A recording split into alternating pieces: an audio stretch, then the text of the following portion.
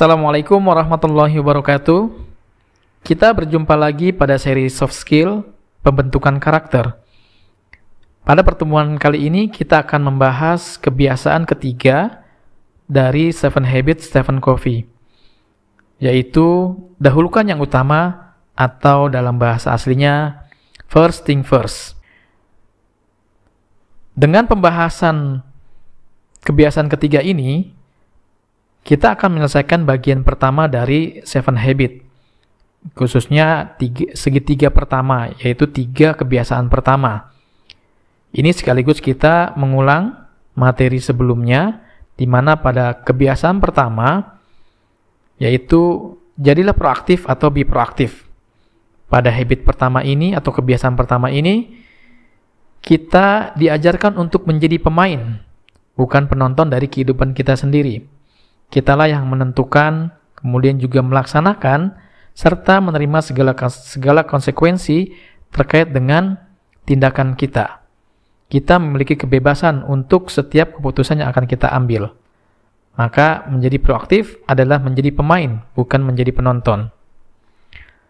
Lalu pada kebiasaan kedua, begin with the end in mind, atau mulai dari akhir dalam pikiran, kita diajarkan untuk senantiasa menetapkan di mana akhir dari tujuan yang akan kita capai, atau di mana kita akan berhenti, atau titik yang akan kita capai dalam tujuan hidup kita, dan bagaimana mencapainya. Dengan terbiasa menetapkan tujuan ini, seseorang diharapkan bisa menjalani kehidupan yang lebih efektif dan terarah. Ya, bukan kehidupan yang kemudian terombang-ambing, tidak jelas dan tidak ada hasilnya. Dengan ada target yang ditetapkan di awal, maka kehidupan seorang akan bisa lebih baik karena dia bisa mengevaluasi targetnya itu tercapai atau tidak. Nah, bagian ketiga dari 3 kebiasaan pertama 7 Habit ini adalah berbicara tentang dahulukan yang utama, first thing first.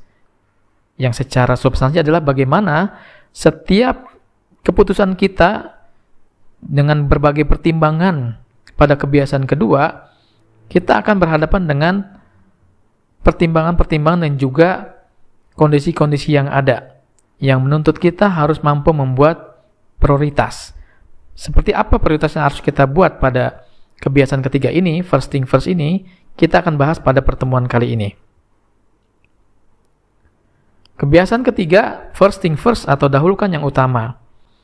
Pada kebiasaan ini atau habit ketiga ini, kita akan dipandu bagaimana kita mengatasi segala rintangan atau penghalang yang bisa jadi akan menghambat perjalanan kita sampai kepada tujuan yang ingin kita capai, atau menjaga kita agar tidak keluar dari jalur yang seharusnya yang sudah kita tentukan melalui begin with the end in mind atau habit kedua, yang mana kita sudah diajarkan untuk selalu membuat perencanaan dalam kehidupan kita.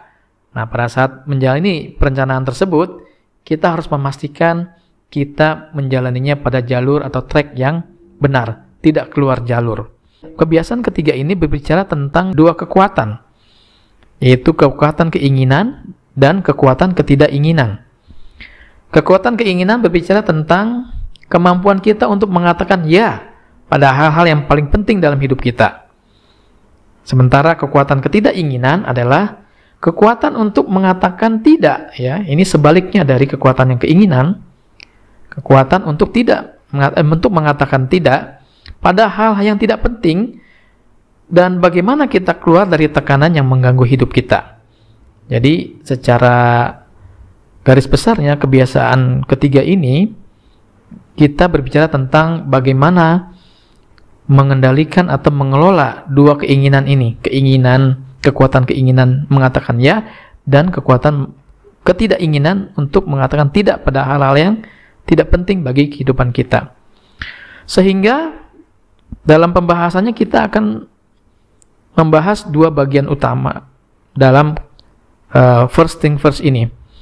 Bagian pertama adalah akan mempelajari bagaimana prioritas itu kita susun, atau manajemen prioritas dan manajemen waktu. Adapun bagian kedua nanti kita akan membahas bagaimana kita keluar atau mampu mengatasi rasa khawatir dan tekanan yang kita hadapi dalam menjalani setiap aktivitas yang sudah kita putuskan. Entah itu tekanan terkait yang datang dari lingkungan ataupun orang lain. Karena setiap keputusan yang kita buat tidak terlepas dari kondisi lingkungan dan juga kondisi orang lain. Kita mulai pada bagian pertama yang berbicara tentang manajemen waktu. Covey mendefinisikan atau membingkai manajemen waktu ini dengan dua kata penting, yaitu penting dan mendesak atau penting versus mendesak. Penting diartikan sebagai aktivitas yang berkontribusi langsung pada pencapaian misi dan tujuan hidup kita. Sementara mendesak adalah semua aktivitas yang menuntut perhatian segera, yang terkadang bisa membuat kehidupan kita atau diri kita berada pada kondisi tidak punya pilihan dan berada dalam tekanan, mau atau enggak mau harus melakukan. Nah, manajemen waktu kita atau kehidupan kita berada pada dua ruang ini ya, aktivitas yang penting dan aktivitas mendesak. Stephen Covey mengatakan bahwa saat kita fokus pada hal-hal yang mendesak, terkadang hal-hal yang penting bisa jadi terabaikan. Nah, dengan dua parameter tadi, penting dan mendesak, kita bisa membuat kuadran seperti ini ya, kuadran waktu, 4 kuadran waktu, di mana garis vertikal menggambarkan aktivitas penting dan tidak penting, lalu garis horizontal menggambarkan aktivitas yang mendesak dan juga tidak mendesak. Sehingga kita dapatkan 4 kuadran, yang mana masing-masing kuadran memiliki karakteristik tersendiri.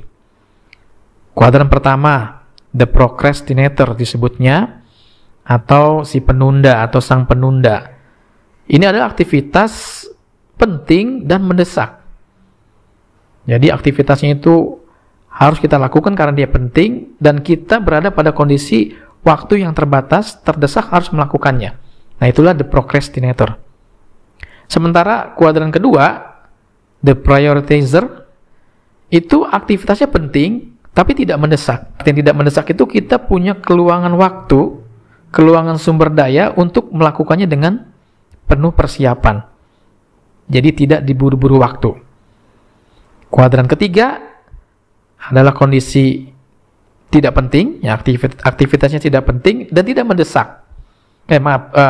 Tidak penting dan tapi aktivitasnya mendesak. Biasanya ini aktivitas yang tiba-tiba harus kita hadapi atau kita berada pada kondisi terpaksa harus melakukannya. Padahal itu tidak penting mungkin bagi kita dan itu tidak sedikit terjadi pada diri kita. Lalu kuadran yang keempat, the slacker, atau disebut juga si pemalas, sang pemalas. Ini adalah aktivitas yang enggak penting dan enggak mendesak. Tapi enggak sedikit dari kita masih sering melakukannya dalam setiap harian, dalam keseharian kita melakukan aktivitas ini. Udah enggak penting, enggak mendesak, tapi masih kita lakukan. Nanti kita akan lihat contoh-contohnya banyak. Ya, mudah-mudahan dengan pemahaman 4 kuadran waktu ini dalam bingkai aktivitasnya, kita bisa menata aktivitas dan waktu kita menjadi lebih baik lagi ke depan. Nah, kita akan bahas 4 kuadran ini satu persatu, karakteristik seperti apa, dan bagaimana kita bisa membuat keputusan, bagaimana kita bisa mengalokasikan setiap aktivitas kita adalah pada aktivitas-aktivitas yang terbaik. Oke, kita masuk bagian pertama dari 4 kuadran waktu ini. Kuadran pertama, saya mulai dari kuadran pertama atau Q1, the procrastinator. Moto aktivitas yang ada pada kuadran ini adalah saya akan berhenti menunda suatu saat nanti, segera. Ya, karena ini adalah aktivitas yang penting dan mendesak, itu biasanya terjadi karena penundaan. Ya, karena aktivitasnya ditunda-tunda, akhirnya kita berada pada kondisi mepet, terdesak harus melakukan. Dan itu kondisinya aktivitasnya penting. Ya, tapi biasanya setelah terjadi kita merasa tidak puas dengan apa yang kita lakukan karena kita mengerjakan dengan keterpaksaan atau terburu-buru. Nah, biasanya kita nyesel dan berkata, saya nggak mau nunda lagi, tapi nanti. Nah, dari motonya aja sudah kelihatan bahwa dia masih menunda, bahwa saya akan berhenti menunda, tapi nanti. Nah, komitmennya aja sudah menunda. Berbeda kalau dia mengatakan, saya akan berhenti menunda sekarang. Artinya dia akan langsung kerjakan sekarang dan tidak ada penundaan. Begitu ya.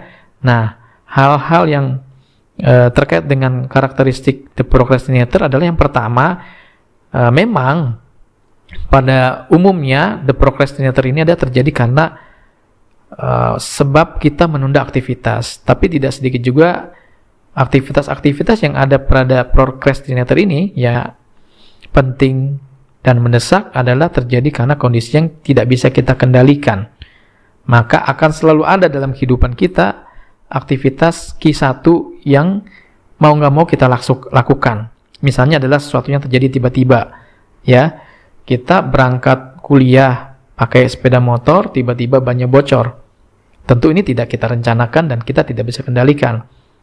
Maka kondisinya penting. Kalau kita nggak tangani, kita bisa bolos kuliah, tidak sampai kampus misalnya ya. Dan mendesak harus diperbaiki saat itu juga. Ya, itu masuk kategori Q1 mendesak dan penting. Dan itu terjadi karena kondisi yang tidak kita inginkan, terjadi secara tiba-tiba. Atau kita mau ngerjain tugas, tiba-tiba ada saudara jauh datang untuk menyampaikan suatu keperluan dan akhirnya waktu kita terpakai untuk melayani saudara kita itu. Nah, itu contoh aktivitas yang ada pada kuadran 1 atau Q1 penting dan mendesak. Termasuk ketika kita tiba-tiba sakit, kena musibah atau bencana, itu adalah sesuatu yang tidak kita inginkan, tidak bisa kita kendalikan, tapi bisa terjadi pada diri kita. Yang kedua, kebiasaan menunda-nunda pada pekerjaan adalah penyebab stres. Nah, ini harus dipahami. Jadi jangan berpikir bahwa dengan menunda pekerjaan itu adalah untuk membuat kita senang, untuk membuat diri kita nyaman, tenang, rileks. Justru sebenarnya kita hanya memindahkan masalah yang harusnya kita bisa selesaikan saat ini, kita tunda penyelesaian pada saat nanti, yang pada waktunya nanti itu ternyata lebih dramatis gitu ya situasinya, karena waktunya semakin terbatas, sumber daya terbatas, kita terburu-buru, akhirnya kita bisa jadi nggak selesai atau selesai dengan kondisi yang tidak maksimal. Jadi aktivitas yang kita taruh pada kuadran 1 ini atau Q1 ini adalah sebenarnya kita sedang mempersiapkan stres pada diri kita sendiri. Ya, kita akan masuk pada wilayah akhirnya serba terbatas. Ya.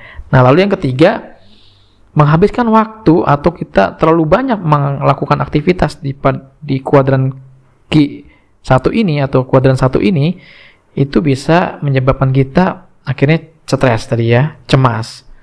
Wah, gimana nih, selesai nggak nih? Wah, tinggal 1 jam lagi, ini belum, itu belum, dan seterusnya. Nah, kemudian akhirnya nggak sedikit juga ini bisa menyebabkan emosi. Kita menyalahkan keadaan, menyalahkan segala keterbatasan waktu, keterbatasan sumber daya, karena segala sesuatunya sudah mepet, ya, sudah berada pada kondisi yang mendesak. Nah, yang ketiga juga dampaknya adalah kita akan mendapati atau hanya mampu mempersembahkan performa yang standar. Itu paling maksimal mungkin ya. Bisa jadi malah performanya menjadi buruk. Karena waktunya habis, kita tidak bisa menuntaskan pekerjaan tersebut ya. Sehingga paling maksimal bisa jadi kita hanya mendapat performa yang standar. Karena kita melakukan segala sesuatu dengan persiapan yang terbatas, waktu yang terbatas, dan bisa jadi dengan sumber daya yang terbatas juga. Nah, itu adalah karakteristik di kuadran ke-1. Semoga kita bisa menghindari atau mengurangi aktivitas-aktivitas keseharian kita yang sekarang masih berada pada kuadran 1 ini. Kita lanjut pada pembahasan berikutnya adalah kuadran ketiga, si yes man, orang yang serba iya, nggak bisa bilang tidak pada segala sesuatu yang sebenarnya tidak bermanfaat atau tidak penting buat dirinya. Dan bisa jadi kita ada yang seperti itu ya. Jadi apapun yang diinginkan orang kita ikutin yang sebenarnya itu nggak ada manfaatnya buat kita. Moto the yes man adalah, besok saya akan lebih berani menolak kalau kamu tidak keberatan. Jadi di sini pun dia sudah ada penyesalan bahwa kok kenapa akhirnya waktunya habis, atau dia merasa apa yang dilakukan nggak ada manfaatnya buat dia. Karena the yes man ini akhirnya dia dipaksa oleh keadaan atau orang lain untuk melakukan sesuatu. Karakteristiknya yang pertama, orang yang menghabiskan banyak waktu di kuadran ini biasanya menaruh perhatian pada hal-hal yang mendesak. Ya, karena kan the yes man itu key 3 ya, mendesak tapi nggak penting. Jadi hal-hal yang mendesak tapi nggak penting. Nah, di sini dikatakan mungkin terlihat penting, tapi sebenarnya nggak penting buat dia. Terlihat penting atau penting buat orang lain bisa jadi ya, tapi buat dirinya sebenarnya nggak penting. Ya, hal-hal yang contohnya misalnya di Yasmin ini tiba-tiba temannya minta anterin ke sebuah tempat lah begitu ya, yang sebenarnya nggak ada urusannya sama dia, tapi urusan temannya, dia butuh ya, terlepas dalam soal membantu teman gitu ya, tapi sebenarnya dia bisa berangkat sendiri, tapi dia butuh teman, harus ditemenin. Akhirnya kita ikutin keinginan teman kita itu ya, yang sebenarnya kita punya keperluan lain, tapi kita korbankan keperluan kita untuk teman kita yang bisa jadi nggak terlalu penting-penting amat buat diri kita. Nah, ini karakteristik aktivitas yang ada pada kuadran ketiga, adalah hal-hal yang mendesak tapi sebenarnya nggak penting buat dirinya. Lalu yang kedua, menghabiskan waktu pada kuadran ini akan menyebabkan seseorang jadi ya terasa pribadi yang menyenangkan ya, disenangi banyak orang ya, khusus buat orang lain. Jadi asiklah sama dia gitu ya, karena apapun yang diminta oleh orang lain dia akan turuti, yang walau kadang akhirnya mengorbankan dirinya sendiri. Nah, dampak lainnya dia menjadi kurang disiplin. Misalnya dia sudah membuat perencanaan ya, perencanaan aktivitas, perencanaan target, tapi karena harus menuruti atau memenuhi keinginan-keinginan orang lain atau keinginan-keinginan tuntutan keadaan, apa yang direncanakan jadi berantakan, buyar, lewat semua, tidak terlaksana. Akhirnya dia tidak disiplin dengan apa yang dia buat sendiri. Dan yang ketiga, kadang ketika dia sadar, dia merasa seperti dirinya itu dimanfaatkan aja ya, seperti keset bagi orang lain untuk menyeka kaki orang lain gitu ya. Maksudnya dia merasa harus memenuhi keinginan atau membantu orang lain yang sebenarnya juga nggak ada manfaatnya buat dia. Selanjutnya, kuadran keempat, the slacker atau si pemalas. Ini adalah aktivitas yang tidak mendesak dan tidak penting. Bayangkan aktivitasnya ya, dia nggak penting dan nggak mendesak, tapi masih kita lakukan. Nah, cenderung memang motonya adalah orangnya santai aja lagi, nggak usah terlalu serius ya. Hidup mah ngalir aja, dinikmati begitu ya. Sehingga orang yang atau aktivitas yang berada pada Q4 ini terlihat seperti keren gitu ya, asik ya. Bahkan istilahnya itu the slacker adalah seorang woles yang profesional. Orang yang asik gitu ya, profesional, santainya, saking santainya ini disebut profesional ya, seperti seolah-olah sudah terukur ya, segala sesuatu itu baik-baik saja ya. Padahal dia orang-orang yang atau aktivitas yang pada kuadran ini adalah segala sesuatu yang dilakukan secara berlebihan ya, misalnya nonton TV berlebihan, tidur berlebihan, main game berlebihan ya, dan segala sesuatunya yang tidak ada batasan ya, karena dia melakukan segala sesuatu yang nggak penting dan nggak mendesak, tapi dilakukan aja santai begitu ya. Nah, aktivitas pada kuadran ini kecenderungannya aktivitas yang sia-sia ya, karena nggak penting kan dan nggak mendesak, tapi masih dilakukan juga. Nah, dia akan masuk pada kuadran yang sia-sia. Nah, kalau bisa kita jangan ada ya melakukan aktivitas yang berada pada kuadran keempat ini. Lalu yang ketiga, terlihat rileks ya, seolah-olah nggak ada masalah, santai ya, happy aja, semua baik-baik saja. Tapi sebenarnya enggak, karena waktu terus berjalan, bergulir, target-target akhirnya banyak yang lewat, dan kita akan sampai pada batas akhir. Apapun itu, batas akhir pengerjaan tugas, bahkan yang paling berat, batas akhir kehidupan kita. Jangan sampai kita terlalu santai, akhirnya banyak hal yang belum kita lakukan. Nah, sehingga aktivitas di kuadran keempat ini memang terlihat santai, tidak ada masalah, tapi sebenarnya kita kehilangan banyak waktu, kehilangan aset berharga yang kita miliki, yaitu waktu. Dan yang terakhir, karakteristik di kuadran keempat ini adalah akan memberikan dampak orang yang terbiasa melakukan aktivitas pada kuadran keempat, dia menjadi kurang bertanggung jawab. Ya, terlalu santai, dan cenderung tidak sensitif terhadap permasalahan. Semuanya dianggap baik-baik saja. Ya, bahkan permasalahan yang seharusnya dia selesaikan pun bisa jadi tidak dia selesaikan. Tapi terkadang akhirnya ketika sudah terjadi ada perasaan bersalah. Ya, bersalah dalam artian ketika sesuatu itu menjadi lebih buruk. Nah, dia bersalah, kenapa saya melakukan ini? Ya, pada akhirnya akan terasa begitu, dan ini akan membuat kita tidak bahagia, ya. Tidak merasakan kebahagiaan, ya, merasa tidak bahagia. Nah, yang terakhir, the prioritizer, ya, atau kuadran kedua. Ini adalah motonya dahulukan yang utama, first thing first. Karakteristik di kuadran ini adalah kuadran terbaik yang sedapat mungkin kita dalam keseharian melakukan aktivitas atau kegiatan yang ada pada kuadran ini, yaitu aktivitas yang penting dan tidak mendesak. Tidak mendesak itu artinya waktunya nggak mepet. Kita masih punya waktu untuk mempersiapkan dan merencanakan jauh-jauh hari. Ya, jadi Q2 itu adalah penting dan tidak mendesak, tidak terburu-buru, ya. Sehingga seorang pada kuadran ini terbiasa merencanakan dengan prioritas dahulukan yang utama. Jadi hidupnya terencana, dia biasa membuat perencanaan. Lalu ketika menyelesaikan sesuatu, dia terbiasa menyelesaikan dengan tepat waktu, bahkan memastikan segala sesuatu itu sudah siap. Ya, jadi kalau menyelesaikan tugas, dia runut sampai detail apa yang diperlukan, bahan apa saja. Jadi persiapannya pun dia siapkan sebelum aktivitas itu dia lakukan. Dan yang ketiga, manfaat ketika kita mengoptimalkan kuadran 2 ini, bahwa kita memegang penuh atas kendali hidup kita sendiri. Hidup kita tidak ditentukan oleh orang lain. Kita yang menentukan. Ya, kita menentukan ini penting, tidak penting, mendesak, tidak mendesak, menurut versi kita, bukan versi orang lain. Jadi kita yang menentukan. Kita akan melakukan apa. Lalu ini adalah keseimbangan hidup, dalam artian bahwa kita yang paling tahu mana penting tidak penting, yang itu adalah mengacu pada diri kita, dan itulah keseimbangan hidup kita, bukan keseimbangan hidup orang lain.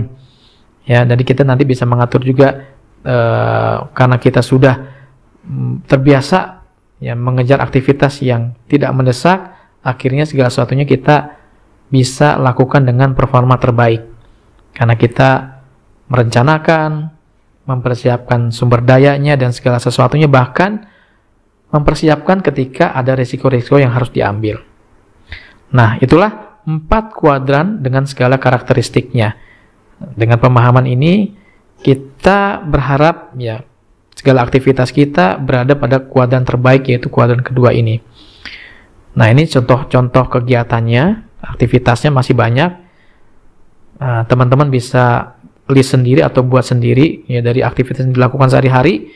Coba kelompokkan, ini masuknya di kuadran 1 kah, 2, 3, atau 4 dengan karakteristik masing-masing. Nah, ini ada beberapa contohnya. Misalnya besok ujian, kita belum siap karena menunda-nunda belajar, akhirnya sistem kebut semalam. Itu masuk the procrastinator. Contoh lain, notif tidak penting. Ini masuk aktivitas yang mendesak tapi tidak penting. Ada telepon, ada notif ya di handphone kita setiap berapa menit, dan kita bukain. Jadi nganggap seolah-olah itu mendesak ya, harus dibuka. Padahal itu bisa jadi nggak terlalu penting. Kan kita bisa jadwalkan setiap berapa menit gitu ya. Tapi kadang setiap waktu, bahkan sampai tidur pun harus megang handphone misalnya ya. Seperti itu. Atau kondisi terpaksa mengikuti keinginan orang lain. Ya penting buat orang lain, sebenarnya tidak penting buat diri kita. Nah, kalau contoh aktivitas yang tidak mendesak dan tidak penting, biasanya ngobrol dengan orang ngalor ngidul, nggak ada batasan waktu berjam-jam, yang sebenarnya obrolannya juga bukan obrolan penting amat gitu ya. Itu ya. Atau berlebihan, ya tadi ya, nonton TV berlebihan, atau sosial media berlebihan, dan seterusnya. Nah, sementara aktivitas yang masuk pada kuadran kedua, yang tidak mendesak dan tidak penting, adalah aktivitas-aktivitas yang direncanakan dengan baik. Dia terencana, diselesaikan awal waktu dengan penuh persiapan dan tidak diburu oleh waktu. Nah, bagaimana caranya agar kita bisa mencapai kegiatan pada kuadran kedua? Ada 3. Artinya 3 pendekatan ini adalah baik dalam menggeser ya kurvanya atau kuadrannya dari kuadran ketiga ke 1 dan keempat. Misalnya dari kuadran ke 1, ini kan kuadran yang mendesak, penting, mendesak. Nah, yang kita lakukan supaya kita bisa geser ke kuadran 2 adalah meminimalkan. Nah, artinya secara bertahap ya kita minimalkan penundaan, yaitu dengan cara membagi aktivitas atau dicicil. Jadi misalnya targetnya ada berapa, kita bagi jadi 2, jadi 3, sehingga tidak numpuk semua di akhir menjelang deadline. Nah, biasakan lakukan itu untuk meminimalkan aktivitas yang penting tapi jadi mendesak karena kita menunda. Ya, dengan pembagian tadi atau dicicil tadi, sebenarnya kita sudah mulai melakukannya di awal sebelum nanti habis waktunya. Nah, bagaimana kalau aktivitas yang kuadran ketiga? Ya, di mana ini adalah aktivitas yang mendesak tapi tidak penting. Nah, untuk aktivitas ini kita mulai harus berani mengatakan tidak pada hal-hal yang tidak penting buat diri kita. Ya, say no untuk segala hal yang sebenarnya nggak ada manfaatnya buat diri kita. Dan yang terakhir, ketika kita masih ada aktivitas yang di keempat, yang tidak mendesak dan tidak penting, kalau bisa stop juga ya, atau minimal bertahap kurangi. Ya, dengan cara lakukan sering mungkin pengurangan-pengurangan itu. Ya, karena memang bisa jadi tidak serta-merta langsung bisa kita hilangkan, tapi kita kurangi secara bertahap. Nah, dengan pendekatan 3 tadi, kita kelompokkan aktivitas-aktivitas itu di 4 kuadran tadi ya. Kita geser, mudah-mudahan kita bisa mencapai kuadran terbaik, yaitu di kuadran kedua. Segala sesuatunya menjadi terencana dan dengan penuh persiapan, sehingga hasilnya insya Allah juga akan memberikan hasil yang terbaik. Nah, sebagai gambaran untuk bisa mencapai kuadran kedua atau segala sesuatu yang terencana dan hasil yang terbaik adalah metafora gelas batu pasir. Ini mungkin ada yang sudah pernah mendengar atau membaca metafora ini, bahwa kehidupan kita itu kurang lebih seperti metafora ini ya. Kepentingan kita, urusan kita itu seperti batu pasir yang kita temui begitu ya. Nah, kita dihadapkan pada metafora pertama ini, bagaimana caranya hidup kita maksimal, atau gelas yang ada pada gambar ini maksimal isinya memuat pasir dan batu ya. Nah, percobaan pertama bisa kita lakukan, akhirnya kita masukkan saja batunya seperti ini ya. Jadi pasirnya udah ada, kita masukin batunya. Ya, hampir masuk semua sih, walaupun ada yang di atas-atas ya kalau dalam gambar ini. Tapi kalau kita lihat, nggak semuanya terisi. Ya, volumenya tidak maksimal, dan bisa jadi kalau batunya masih ada yang lain, akhirnya nggak masuk semua, gitu ya. Nah, untuk mencapai hasil yang terbaik, output terbaik, atau volumenya maksimal, kita harus atur. Kita lakukan metafora yang kedua. Nah, ini kan kita coba pisahkan. Coba kita masukkan batu-batunya dulu. Pasirnya dipisahkan dulu ya dengan batunya dimasukin, ditata sampai bisa masuk semua. Lalu baru pasirnya kita tuang. Maka dengan demikian, dengan metafora kedua ini, volumenya menjadi maksimal, semua bisa masuk. Dalam kehidupan kita, perumpamaan ini artinya jangan sampai kita menghabiskan waktu kita pada hal-hal yang receh atau pasir kecil gitu ya. Jadi kita mendahulukan pasir daripada batu. Metafora ini mengajarkan kita dahulukan yang utama, masukkan yang gede-gede dulu, yang penting-penting dulu, baru yang kecil-kecilnya mengisi ruang-ruang yang memang masih tersedia. Jangan sampai kalau kita balik, kita menghabiskan waktu kita untuk hal-hal yang kecil, yang nggak maksimal, akhirnya ruangnya udah keburu penuh, dan batu-batu besar yang paling penting malah jadi tidak masuk. Nah, itulah maksud dari metafora ini, bahwa kita harus membuat prioritas mana yang besar, mana yang kecil. Prioritaskan dulu yang besar, baru yang kecil. Ya, itulah artinya first thing first, dahulukan yang utama. Yang utamanya masuk dulu, selesaikan dulu, baru turunan-turunannya atau hal-hal yang kecilnya. Sehingga kalau metafora gelas batu pasir ini kita lakukan dalam konteks membuat perencanaan pekanan, misalnya perencanaan aktivitas kita, taruhlah misalnya aktivitasnya aktivitas pekanan gitu ya. Coba deh kita lakukan dalam setiap pekan, sebelum pekan baru, siapkan waktu sekitar 15 menit untuk merencanakan apa yang akan kita lakukan di pekan depan. Kita bisa lakukan dalam 3 tahap. Tahap pertama, buat dulu pencapaian penting yang akan kita raih di pekan depan. Nah, ini istilahnya lebih kroknya, batu besarnya. Ya, bukan pasir-pasir. Jadi kita nggak berpikir pasir-pasirnya dulu atau perintilannya, turunannya, tapi kita berpikir besarnya dulu, gambaran besar dulu apa yang ingin kita capai. Big rocknya apa? Langkah 1. Lalu langkah kedua, kita alokasikan waktunya. Dia butuh berapa lama? Ya, sumber dayanya seperti apa, dan dimasukkan ke timeline-nya. Dan yang ketiga baru kita bicara tentang detailnya. Ya, entah itu aktivitasnya, plotting ke tanggalnya, jamnya, dan sampai ke detail-detail turunannya, ya. Itu step 3. Nah, artinya kita sudah nyiapin batunya, baru bicara tentang pasirnya. Nah, dengan melakukan ini mudah-mudahan kita menjadi bisa lebih optimal hasilnya, karena ini artinya kita sudah membiasakan diri kita dan aktivitas kita berada pada kuadran kedua, yaitu kuadran the prioritizer, ya. Segala sesuatunya ada prioritasnya, dahulukan yang utama. Nah, itu bagian pertama. Selanjutnya kita masuk pada bagian kedua pembahasan habit ketiga ini, atau dahulukan yang utama, adalah menaklukkan rasa takut. Kenapa pembahasan ini penting? Sebagaimana kita lihat dalam kuadran tadi, bahwa sangat mungkin kita berada pada kuadran yang beririsan dengan orang lain atau kondisi sekitar kita, yang bisa jadi keputusan-keputusan yang akan kita buat menjadi berat atau menakutkan.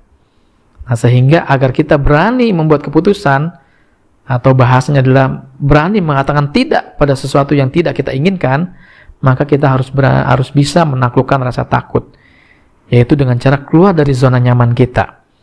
Ya, zona nyaman itu apalah, rasa nyaman, rasa senang, sesuatu yang pasti, rileks, mudah, sesuatu yang kita nikmati.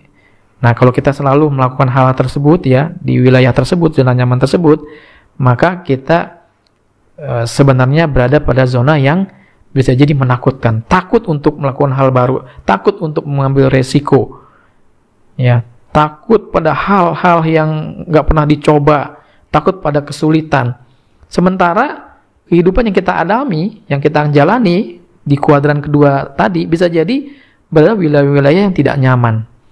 Ya, kita bisa keluar dari zona kuadran ketiga, ya, kuadran tidak penting tapi mendesak, kalau kita berani juga untuk keluar dari zona nyaman.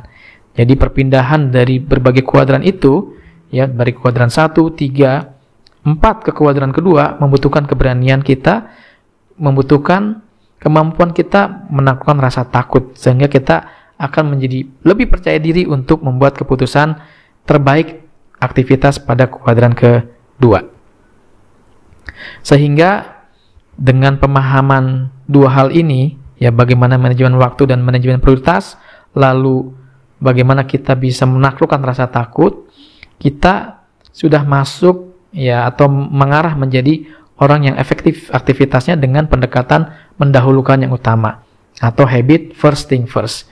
Ada 2 efektivitasnya. Yang pertama adalah jangan pernah membiarkan rasa takut menentukan keputusan kita. Jadi jangan sampai kita membuat keputusan atau aktivitas, rencana kegiatan dibayang-bayangi rasa takut, dibayang-bayangi kekhawatiran. Nah, itu nanti hasilnya tidak maksimal, dan kita sendiri juga menjadi tidak happy, tidak enjoy menjalaninya. Jadi justru ketika kita berani keluar dari zona nyaman, kita menaklukkan rasa takut dan membuat keputusan terbaik sesuai dengan apa yang kita inginkan. Dan yang kedua, Stephen Covey mengatakan kemenangan adalah ketika kita semakin banyak menghabiskan jatah gagal. Bahwa gagal itu keniscayaan pasti akan terjadi, maka perbanyak kegagalan itu sekarang pada saat, ya, entah berlatih atau saat kesempatan masih banyak. Maka harus berani mencoba. Nah, ini supaya kita keluar dari zona nyaman.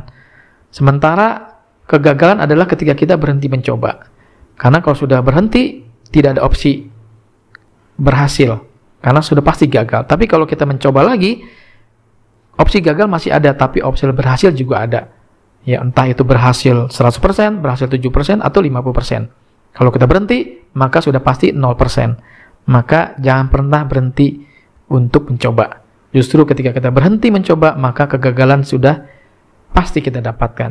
Tapi ketika kita terus mencoba dan gagal, itu adalah langkah menuju kemenangan. Demikianlah kebiasaan ketiga atau habit ketiga, dahulukan yang utama atau first thing first. Semoga bermanfaat dan sampai jumpa lagi pada pertemuan berikutnya. Assalamualaikum warahmatullahi wabarakatuh.